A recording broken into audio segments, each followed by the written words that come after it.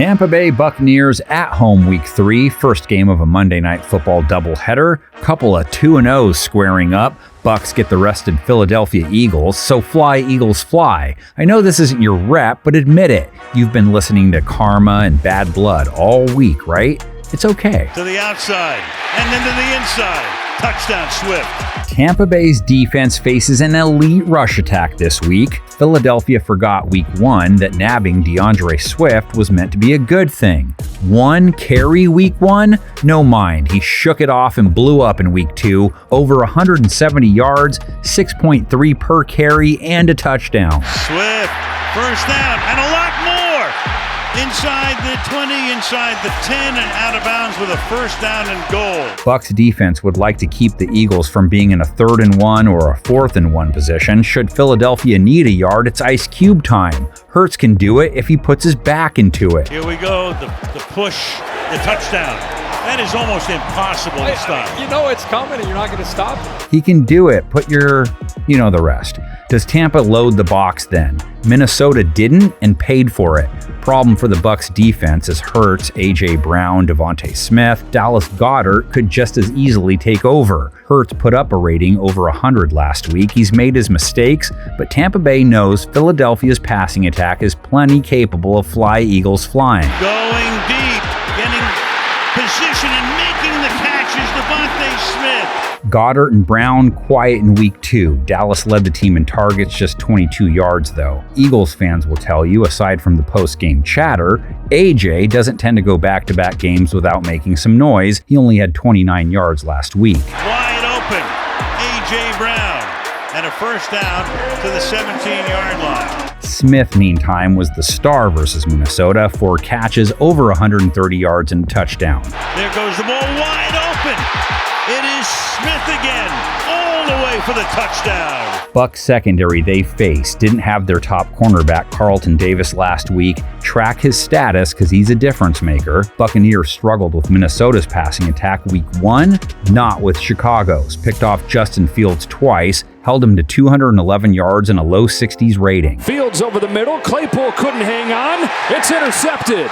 2 games, 2 picks for the rookie, Christian Izien. Bucs could really use something close to a repeat showing from its pass rush. They come in off a game where they cracked a sack sixer. Running out of time, and it's knocked out of there. Bears are back on top of it. Eagles line is up against Joe Tryon-Shoyinka, who comes in off a 2-bag outing.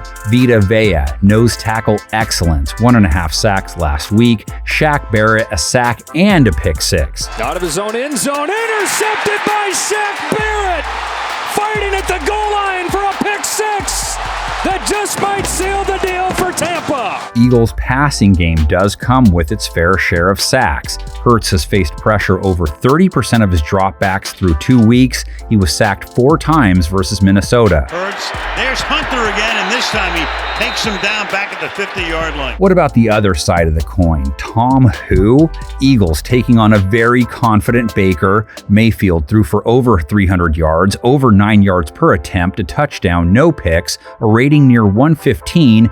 Back-to-back games, he's looked good. Mayfield has a man come wide open, and it's Trey Palmer. And now Baker faces a defense that's already dealing with the injury bug. They could star in a MASH reboot at this point. Philadelphia's dinged-up secondary gave up 4 TD passes to Kirk Cousins, over 360 yards. Injuries are part of the game, but they need their starters back and/or for their backups to improve because they can't bank on 4 TOs carrying them again. And that's the rookie Addison for the touchdown. Even their top cornerback, Darius Slay, had a bit of a rough time with Justin Jefferson. And now, here comes Mike Evans. Into coverage, but he's got Evans who pushed off to get free. Mike Evans inside the 20. Evans is a big reason Mayfield has looked so good. 6 catches, over 170 yards and a touchdown last week. Mayfield off his back foot. Wants Mike Evans. Got Mike Evans. Touchdown Tampa. Chris Godwin, 5 catches, over 50 yards. Right into the window for Godwin.